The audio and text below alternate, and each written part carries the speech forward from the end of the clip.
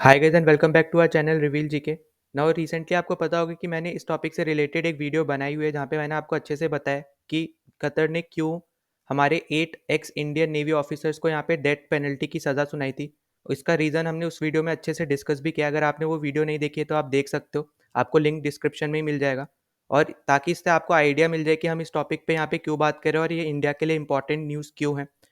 तो उस टॉपिक के बाद हमने यहाँ पे देखा था कि पूरा देश आप बोल सकते हो वेट कर रहा था कि इस टॉपिक से रिलेटेड कोई पॉजिटिव डेवलपमेंट हमें सुनने को मिले। और अभी के टाइम पे रिसेंटली यहाँ पे न्यूज़ आई है कि कतर ने एक्सेप्ट करी है इंडिया की अपील। और ये बहुत बड़ी पॉजिटिव न्यूज़ है इंडिया के लिए। यहाँ पे आप आर्टिकल भी देख सकते हो कि Qatar accept India's appeal against death penalty to 8 navy veterans. और अगर मैं यहाँ पे आपको एक चीज़ सबसे सिंपली यहाँ पे बता देता हूँ कि अभी भले सिर्फ कतर ने ये अपील एक्सेप्ट करी है, पर हम अभी भी ये बोल नहीं सकते कि पूरी तरीके से हम ये इशू रिजॉल्व हो चुका है। ठीक है, हम ऐसा नहीं बोल सकते कि वो जितने हमारे 8 एक्स इंडियन नेवी ऑफिसर्स हैं उनको हमने बचा लिया है। अभी के लिए सिर्फ हमारी अपील एक्सेप्ट हुई है, पर ये तब भी यहाँ पे इंडिया के लिए एक पॉजिटिव न्यूज़ है। यहाँ पे आप बोल सकते हो एक होप है कि हम इस पे आगे भी डेवलपमेंट हमें सुनने को मिल सकते हैं पॉजिटिव इस केस से रिलेटेड। और इस न्यूज़ से रिलेटेड आपको बहुत सारे आर्टिकल्स देखने को मिलेंगे क्योंकि फॉरेन मीडिया और इंडियन मीडिया दोनों ही इस न्यूज़ को कवर कर रहे हैं, क्योंकि इंटरनेशनली और इंडिया के लिए भी ये बहुत ज़्यादा इंपॉर्टेंट न्यूज़ है। तो यहाँ पे इस वीडियो में आपको बहुत कुछ जानने को मिलेगा, पर शुरू करने से पहले मैं आपसे यहाँ पे सिंपल एक क्वेश्चन पूछना चाहूँगा। आपको पता होगा कि अभी recently road accidents in India 2022 की एक एनुअल रिपोर्ट आई है। आपको ये बताना है कि कौन सी स्टेट में, जो यहाँ पे आपको चार ऑप्शन मिल रहे हैं, उत्तर प्रदेश, हरियाणा, तमिलनाडु, बिहार, इन चारों में से कौन सी एक स्टेट में रोड एक्सीडेंट से सबसे ज़्यादा लोगों की मौत हुई है। तो यहाँ पे बहुत सिंपल सा क्वेश्चन है आपको जो बताना है। और आप यहाँ पे दो ऑप्शन में भले कंफ्यूज हो सकते हो, इस पे हम अच्छे से आगे डिस्कस करेंगे वीडियो के एंड में। तो अगर आपको आंसर पता है तो आप कमेंट कर सकते हो। जिसका भी करेक्ट आंसर होगा, जिसने फर्स्ट आंसर दिया होगा करेक्ट आंसर, तो मैं उसको लाइक कर दूंगा ताकि बाकी को पता चल जाए। वरना आप लास्ट तक देखते रहना, आपको वहाँ पे भी आंसर पता चल जाएगा, क्योंकि ये जो क्वेश्चन है ये आपके एग्जाम पर्सपेक्टिव से भी इम्पॉर्टेंट है। नाउ जब से यहाँ पे कतर ने ये सज़ा सुनाई थी हमारे 8 फॉर्मर इंडियन नेवी ऑफिशियल्स को, तो तब से यहाँ पे इंडियन गवर्नमेंट अपनी तरफ से पूरा ट्राई कर रही थी कि किसी भी तरह इनकी जान यहाँ पे बचाई जा सके और उनको वापस इंडिया में लाया जा सके। क्योंकि जो इनके साथ हो रहा है वो बहुत ज़्यादा अनफॉर्चुनेट है।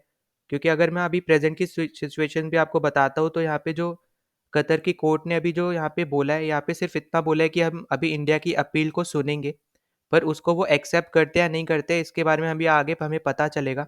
फिर वहीं पे दूसरी तरफ अगर हम लोग मान के चलते कि वो एक्सेप्ट कर लेते हैं, तो इस पे अभी भी कोई क्लियरिटी नहीं है कि वो लोग एक्सेप्ट करने के बाद उनकी डेथ पेनल्टी को ख़त्म करेंगे या फिर उनको हमेशा के लिए रिलीज़ कर देंगे। तो इस पे भी अभी कोई क्लियरिटी हमें देखने को नहीं मिल रही है। फिर वहीं पे अगर मैं बताता हूँ कि अगर उनको लगती है कि ये चीज़ जो इंडियन गवर्नमेंट ने यहाँ पे बोली है वो एकदम सही है, तो यहाँ पे कतर को अपना यू टर्न लेना पड़ेगा। जो उन्होंने पहले यहाँ पे सज़ा सुनाई थी उससे बिल्कुल ही रिलीज़ करके यहाँ पे आप बोल सकते हो कतर यहाँ पे यू टर्न लेगा, जो कि यहाँ पे कतर की एक नेगेटिव इमेज भी यहाँ पे शो करेगी। क्योंकि विदाउट एनी वैलिड प्रूफ उन्होंने अगर ये स्टेप उठाया है, तो और उसके बाद फिर जब इंडियन गवर्नमेंट ने यहाँ पे उनको प्रूफ दिखाया और उन्होंने 100% रिलीज़ कर दिया, तो इस केस में भी यहाँ पे कतर की इमेज पे नेगेटिव इम्पैक्ट पड़ सकता है। और यहाँ पे अब देखना होगा कि कतर की कोर्ट यहाँ पे क्या करती है। पर अभी के लिए सिर्फ अभी इतना ही क्लियरिटी हुई है कि यहाँ पे इंडियन गवर्नमेंट की अपील को यहाँ पे कतर सुनेगा। और ये बहुत बड़ी आप बोल सकते हो राहत है फैमिलीज़ को। जो यहाँ पे 8 इंडियन ऑफिशियल्स थे हमारे फॉर्मर इंडियन नेवी के, तो उनकी फैमिलीज़ के लिए बहुत अच्छी खबर है और साथ ही साथ इंडियन गवर्नमेंट के लिए तो है ही। नाउ अगर हम यहाँ पे बात करते हैं कि इंडिया इनको कैसे पूरी तरीके से सेव कर सकता है, तो उस केस में इंडिया को अच्छे से पहले केस को स्टडी करना पड़ेगा। ये जानना पड़ेगा कि इनके ऊपर क्या आरोप लगाए गए हैं और इसको इंडिया कैसे उनको हटा सकता है, आप बोल सकते हो उनको गलत प्रूफ कर सकता है। तो उसमें सबसे बड़ी जो यहाँ पे डिफ़िकल्ट चीज़ है वो यही है कि अब तक कतर ने ये नहीं बताया कि इनको किस बेसिस पे यहाँ पे अरेस्ट किया था, उसके बाद फिर यहाँ पे डेथ पेनल्टीज़ इनको दी गई है। और ना ही इन्होंने अब तक पूरे वर्ल्ड में, मतलब आप बोल सकते हो कि इन्होंने जो स्टेटमेंट यहाँ पे जजमेंट दिया है इनके कोर्ट ने, वो अब तक पब्लिक ही नहीं किया था। जैसे उन्होंने जजमेंट दिया वो तो इंडियन गवर्नमेंट को तब पता चला है जब उनका जो गवर्नमेंट मीडिया है अल जजीरा, उसने इस पर्टिकुलर केस से रिलेटेड यहाँ पे आर्टिकल पब्लिश किया था। उसके बाद जाके यहाँ पे इंडियन गवर्नमेंट को इसके बारे में पता चला है। और अगर हम इसमें अच्छे से बात करते हैं तो अभी तक इनके पास जो दिख रहा है वो ऑफिशियल इनके पास कोई प्रूफ नहीं है। क्योंकि अगर इनके पास कोई प्रूफ होता तो ये सब कुछ पब्लिक कर देते। और इवन यहाँ पे हमें ये भी देखने को मिला है कि कतर ने ऑफिशियली कभी भी इस पर्टिकुलर टॉपिक पे इंडियन गवर्नमेंट से कभी भी बात नहीं की है। तो यहाँ पे सिर्फ और सिर्फ यहाँ पे एक्सपेक्टेशंस यहाँ पे अपनी तरफ से लगा रहे हैं, सस्पेक्ट कर रहे हैं, पर इनके पास ऑफिशियली अब तक इनके पास कोई प्रूफ नहीं है।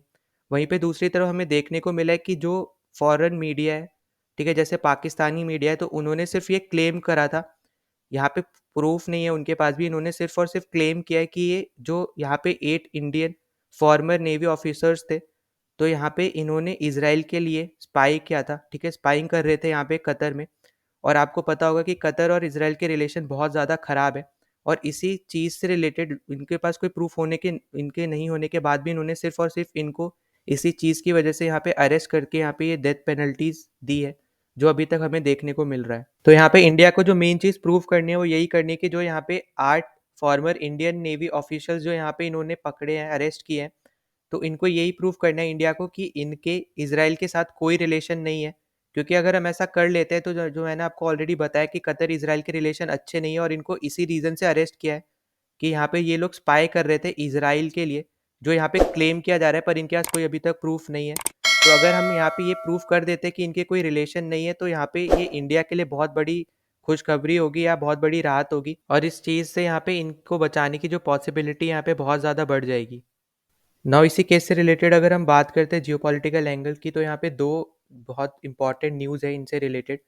पहली है हमारे जो कतर और इंडिया के बीच में अभी बात चल रही है एलएनजी डील को लेके, तो आप यहाँ पे आर्टिकल भी देख सकते हो, Qatar India in talks for LNG deal. तो इस केस में आपको पता होगा एलएनजी का फुल फॉर्म क्या है, लिक्विफाइड नेचुरल गैस। तो यहाँ पे बात चल रही है कि इंडिया 20 साल तक यहाँ पे कतर से एलएनजी परचेज करेगा। तो आप यहाँ पे खुद सोच सकते हो कि अगर यहाँ पे कतर यहाँ पे सज़ा दे देता है उनको, तो जो लोग हैं यहाँ पे इंडिया में, उनके कतर के लिए बहुत ज़्यादा नफरत होगी, और उस केस में ये डील यहाँ पे टूट सकती है इंडिया के लिए भी। तो यहाँ पे कतर ये चीज़ नहीं होना चाहेगा, मतलब ये चाहेगा नहीं कि ये चीज़ हो, तो यहाँ पे बहुत ज़्यादा चांसेस है कि इसका भी इम्पैक्ट इस डिसीजन पे देखने को मिल सकता है हमें। और फिर वहीं पे दूसरा जो न्यूज़ है आपको पता होना चाहिए कि इंडिया में अभी इन्वेस्टिगेशन चल रही है कतर एयरवेज पे।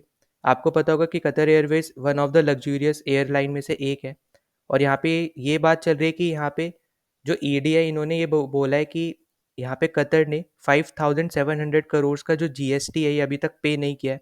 तो इसकी वजह से यहाँ पे इन्वेस्टिगेशन चल रहा है यहाँ पे कतर एयरवेज पे। तो यहाँ पे देखना पड़ेगा कि इस पर्टिकुलर न्यूज़ का भी क्या इम्पैक्ट उस डिसीजन पे पड़ेगा जो अभी हमारे नेवी से रिलेटेड है। और यहाँ पे ये भी देखना पड़ेगा कि यहाँ पे कोर्ट क्या डिसीजन देता है, इन दोनों चीज़ को कंसिडर करते हुए देगा, या फिर सीधा सिंपल जो इंडिया जो प्रूफ यहाँ पे प्रोवाइड करेगा कि या फिर उसके रिलेटेड देगा। ना वापस आते हैं अपने क्वेश्चन की तरफ। तो मैंने आपसे पूछा था कि अभी एनुअल रिपोर्ट निकली है, ठीक है, जिसका नाम है रोड एक्सीडेंट इन इंडिया 2022। तो इसमें सबसे ज़्यादा रोड एक्सीडेंट में कौन से स्टेट में मौतें हुई हैं, तो इसका करेक्ट आंसर है हमारा उत्तर प्रदेश। ठीक है, तो यहीं पे अगर मैं आपको आंसर भी दिखा दे रहा हूँ, तो यहाँ पे जो करेक्ट आंसर है वो है उत्तर प्रदेश। अगर आपसे यहाँ पे पूछा जाता है कि सबसे ज़्यादा रोड एक्सीडेंट्स कहाँ हुए हैं, तो उस केस में यहाँ पे आंसर होता है तमिलनाडु। पर आपसे यहाँ पे पूछा गया है कि रोड एक्सीडेंट में सबसे ज़्यादा मौतें कहाँ पे हुई हैं, तो उस केस में उत्तर प्रदेश ऊपर आ जाएगा। ठीक है, तो यहाँ पे कंफ्यूज मत होना, ये सिंपल सी स्टेटमेंट है। फिर तीसरा आपको यहाँ पे पता ही होगा कि इंडिया में ही यहाँ पे सबसे ज़्यादा रोड एक्सीडेंट्स होते हैं, उसके बाद चाइना में होते हैं, फिर यूनाइटेड स्टेट्स में होते हैं।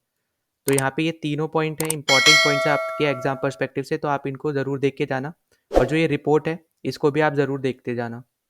और एंड में मैं एक और चीज़ बोलना चाहता हूँ, अगर आपने अभी तक हमारे टेलीग्राम चैनल को ज्वाइन नहीं किया है, तो प्लीज़ ज्वाइन आवर चैनल, ठीक है, उसका लिंक आपको यहाँ पे डिस्क्रिप्शन में मिल जाएगा इस वीडियो के। और साथ ही साथ अगर आपने अभी तक चैनल को सब्सक्राइब नहीं किया है तो प्लीज़ सब्सक्राइब कर देना, ठीक है, जितना ज़्यादा हो सकता है उतना ज़्यादा शेयर कर देना ताकि दूसरों तक पहुँच सके। तो चलो मिलते हैं नेक्स्ट वीडियो में, टिल देन बाय।